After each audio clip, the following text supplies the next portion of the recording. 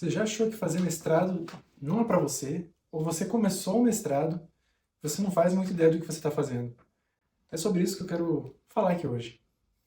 Olá pessoal, sou o Rafael e vamos falar um pouco sobre mestrado, como é que é essa dinâmica de entrar no mestrado e estar no mestrado. Em especial eu quero relatar grandes dificuldades e por que eu não desisti e o que eu fiz para tentar me manter e finalizar o mestrado. Bom, primeiro que, pelo lado da sociedade, pessoas que terminam a faculdade e vão fazer mestrado tem um pouco de estereótipo de que esse grupo de pessoas era muito bom na faculdade, tirava boas notas, ou lia muito, um bom leitor, ou era uma pessoa muito aplicada, talvez. E a verdade é que, no fundo, era para ser um pouco óbvio isso, mas não é, que existe um mar de perfis. Então tem pessoas de todo tipo de perfil. Tem pessoas que gostam de leitura e fazem mestrado, tem pessoas que gostam de fazer leitura, talvez até mesmo um pouco mais acadêmica, e não querem fazer mestrado ou não fazem mestrado. Então não necessariamente esse perfil de pessoas está no mestrado. O mestrado é um processo onde você passa por eventos, ganha conhecimento e ao final você tem que produzir um documento. Não necessariamente exista esse perfil de pessoas dentro do mestrado. É um mix de pessoas que estão ali dentro. Isso só reforça o quanto pode ser inclusivo. Porém, para você entrar no mestrado, você tem que passar pelo processo seletivo, que é um processo natural, acadêmico, um edital, onde você tem que ler como se organizar para ele, respeitar os prazos, limites e pontuar. Normalmente as bolsas ficam para as pessoas com as melhores pontuações. 5, 7 melhores bem colocados costumam ter bolsas, a depender do programa que você está tentando. No meu caso, eu reprovei na minha primeira prova de mestrado, que eu fiz lá em 2018. Eu reprovei na minha primeira prova de mestrado que eu fiz em 2019. Em 2018 eu terminei minha graduação, lembrando que eu fiquei um ano a mais na graduação. Passei um período como aluno especial, passei 9 meses como aluno especial. Então eu reprovei no processo seletivo, não passei. Felizmente eu pude ficar como aluno especial no mesmo grupo de pesquisa que eu queria entrar, como mestrando depois, e em dezembro teve o processo seletivo e eu pude ser aprovado. Sabendo então que as pessoas podem reprovar ou não, e basicamente você tem que passar no processo seletivo, é importante ter em mente que o processo de mestrado é algo muito individual para cada pessoa. Cada pessoa vai ter suas dificuldades ou seus aprendizados. E também tem uma regra geral do que se espera, minimamente, de alguém que passa por esse processo. Se for pensar em relação ao mestrado, você tem 24 meses para assistir disciplinas, assistir aula, fazer disciplinas, as obrigatórias, e se você acreditar que existem optativas que valem o seu tempo, realize elas também. Provavelmente todo o programa tem um número mínimo de seminários, costuma ser uma discussão em grupo de todos que estão no mestrado e doutorado para falar de projetos e outras coisas do tipo. E tem o seu projeto, então você tem que obter X respostas sobre uma pergunta, como acontece algo. Então, no meu caso, no mestrado, eu tinha que entender. Era um projeto em um conjunto. Então, eu e uma outra colega, a outra colega iria fazer o isolamento, ela ia achar fungos que vivem dentro de plantas do manguezal, de Florianópolis.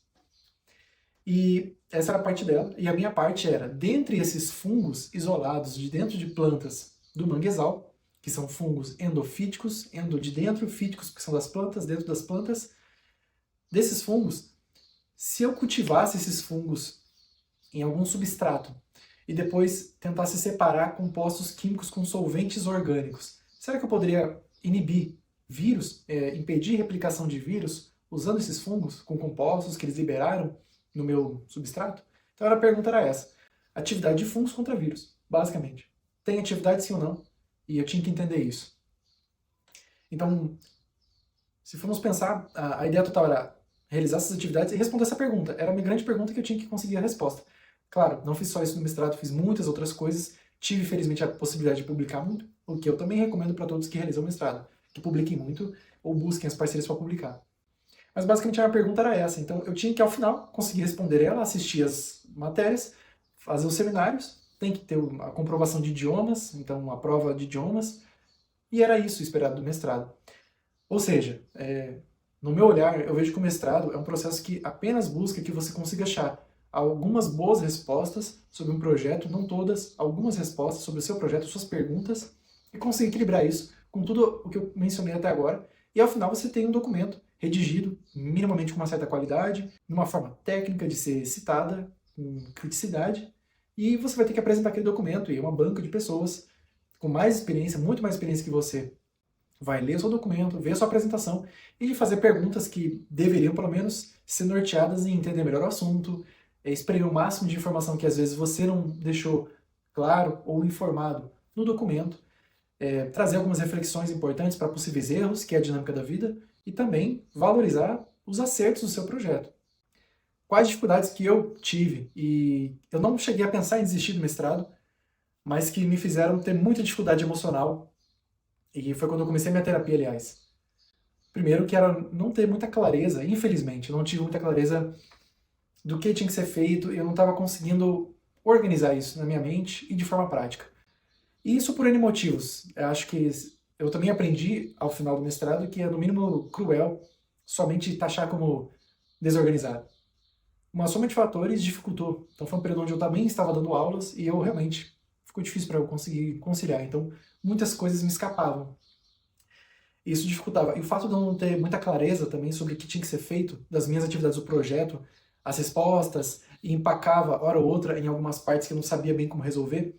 E eu também vacilei de não saber me comunicar com outras pessoas mais experientes que eu, outras professoras que podiam responder aquela pergunta. Não dialogar com outras pessoas, com outras professoras, ou professores, enfim, no meu caso foi uma professora que me ajudou a entender um ponto que eu estava com dificuldade no meu projeto e que eu já tinha, na verdade, a resposta ali. Eu achei que tinha que atingir uma resposta e eu já tinha ela, na verdade. Então eu estava repetindo à toa experimentos que não eram necessários. Eu já tinha aquela resposta e toda a carga de pensar que de ter que repetir era muito cansativo. Então tudo isso cansava muito. E o segundo grande problema que eu enfrentava e que dificultou muito o meu mestrado, mas que honestamente eu vejo como processo natural também, infeliz e duro, é que ter essa dificuldade de organizar as coisas na minha mente me fazia me sentir muito mal comigo mesmo e até para outras pessoas do grupo me viam como uma pessoa que não tinha organização ou que eu não sabia manejar o que eu tinha que fazer, o que me fazia de novo me sentir pior ainda com a situação que eu estava vivendo. Então, tudo isso me dificultava e me levava a achar que eu era muito ruim naquilo e que eu estava por uma sorte ali dentro. E eu não conseguia nem ver as coisas ou boas ou os acertos que eu tinha, assim, o que era péssimo. E isso tudo eu vi como uma síndrome forte do impostor, achando que eu não tinha que eu estava ali por sorte, que eu, na verdade eu errava muito, eu vacilava muito, que eu não tinha mérito para estar talvez ali naquele mestrado. E hoje eu vejo que não era bem isso. Eu vejo ainda mais como as pessoas têm inúmeras formas de organização e pode existir micro situações de um experimento específico, uma resposta que você quer, que você tenha dificuldade. Exemplo, eu tinha que, antes de confirmar se o extrato, quando você pega o fungo e usa um solvente orgânico, etanol, álcool, vamos dizer assim, um solvente orgânico para extrair compostos que você não sabe quais são, e tentar entender se esses compostos causam alguma atividade numa bactéria ou num vírus, no meu caso, como eu ia testar contra vírus, antes de tudo você tem que testar em células, porque o vírus geralmente está dentro de uma célula, e você testa para ver se a célula se a célula não morre, se não tem toxicidade, né, se o composto daquele extrato não é tóxico para a célula. Assim que você confirma que não é, numa certa concentração, tudo tem essa dinâmica, então na concentração 2 micromolar por ml ou nanograma, enfim, quando você determina primeiro uma concentração do seu extrato do fungo na célula e confirma que é saudável, ou seja, não é tóxico, não há perigo iminente, então com esse mesmo limite de dosagem de extrato de um fungo, você aplica agora ou no vírus ou na célula com vírus. Uma grande dificuldade era, eu estava repetindo várias vezes esse experimento para confirmar qual era a dosagem tóxica e não tóxica, minimamente, para as células, sendo que eu já tinha repetido 4 vezes, 5 vezes, e normalmente nós fazemos 3 repetições, e as 3 já concordavam entre si. Então, essa foi uma dificuldade que eu demorei para resolver, porque eu tinha que basicamente consultar uma professora que trabalhava só com ensaios com células, cultivo de células. E no fundo eu já tinha essa resposta. O terceiro ponto de dificuldades do mestrado foi minha comunicação.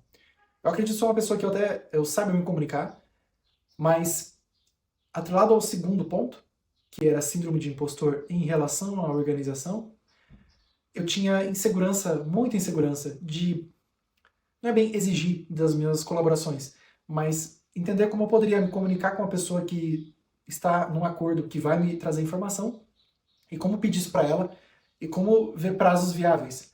Por quê? O que se passava comigo é que os meus extratos de fungos não deram resultado. Eles não impediram a replicação do vírus. O resultado era que não foi efetivo contra os dois modelos de vírus, eu usei 2 tipos de vírus para confirmar isso, e nenhum deles eu tive inibição. Então o extrato de fungo não tinha algo que impedisse esses vírus. Ok. A outra parte seria, na parte da química, eu tenho uma amiga que na época trabalhou, foi meu primeiro contato com ela, aliás, ela já estava no doutorado, e ela precisava me trazer as respostas sobre o que, em algum nível de detalhamento, quais compostos estavam dentro do meu extrato, porque era um extrato relativamente bruto, tinha muita coisa junto, não fazia ideia, sabia que era um extrato baseado num solvente específico, do fungo X, mas eu não sabia o que tinha ali dentro. E ela da parte da química, usando espectrometria de massas, para quem é da parte química, biológica e farmacêutica, ela entendia quais eram os compostos. E a minha dificuldade era como pedir isso para ela o quanto antes, esses dados, pois já que os meus resultados eu tinha resultado negativo, eu teria que discutir outra coisa também. Então a discussão poderia caminhar para quais compostos estão dentro. E esse foi um outro ponto de dificuldade. Saber me comunicar, saber pedir gentilmente para ela e entender um prazo mínimo viável. E acordar isso, porque as análises que nós fazíamos na área de virologia, elas não perduravam tanto tempo, elas eram um pouco práticas demais. Você vai lá, testa, olha e tem um resultado em 7 dias, no máximo 7 dias. E aí você pode repetir aquilo 3 vezes, mas aí é aquilo, só para confirmar. E na parte dela, química, era muito mais complexo. Hoje eu entendo que é mais puxado até para a bioinformática, de forma similar. Então tomava muito mais tempo. E eu não entendia isso, então isso dificultava a minha comunicação com ela, achar que seria mais rápido. Eu não estava desrespeitando o trabalho dela, mas eu também não estava entendendo que demorava mais ou menos. Isso não foi muito bem comunicado para nós, o pessoal da química, com o nosso grupo. Então achávamos que seria algo 5 dias, né? 5 dias você tem duas repetições, algo assim, mais rápido. Então esse foi um ponto de dificuldade também, saber me comunicar e pedir para ela, porque ela também, no seu doutorado, tinha outras coisas a fazer, além da sua própria tese, e era uma dinâmica de priorizar. E especialmente porque para ela era costume que as pessoas tinham seus resultados positivos para inibição de alguma atividade com extrato, e ela somente lá para o final, quando a pessoa estava prestes a defender, ela enviava os dados. E eu precisava disso um pouco quanto antes, porque eu ia discutir os meus dados em cima disso, do que tinha no extrato. Então também tinha essa dinâmica, eu tinha vergonha de admitir que eu não tive resultado algum e pedir para ela isso e determinar um prazo o quanto antes. Ao final, conforme se aproximou da minha defesa, ela me enviou os dados, eu consegui construir a minha discussão e fiz a minha defesa. E depois ainda, quando eu estava realmente redigindo o artigo para apresentar os resultados, ela me trouxe novamente uma forma mais lapidada dos resultados para eu melhor discutir eles no artigo. Então, foi ótimo. De forma geral, o mestrado é um processo difícil, porque são 2 anos, são muitas atividades, geralmente você não sabe o que está fazendo, porque nenhum ser humano sabe o que está fazendo nesse momento de mestrado, dificilmente vai se sentir tão seguro, e eu acredito que uma maior parcela das pessoas vai se sentir insegura, na verdade.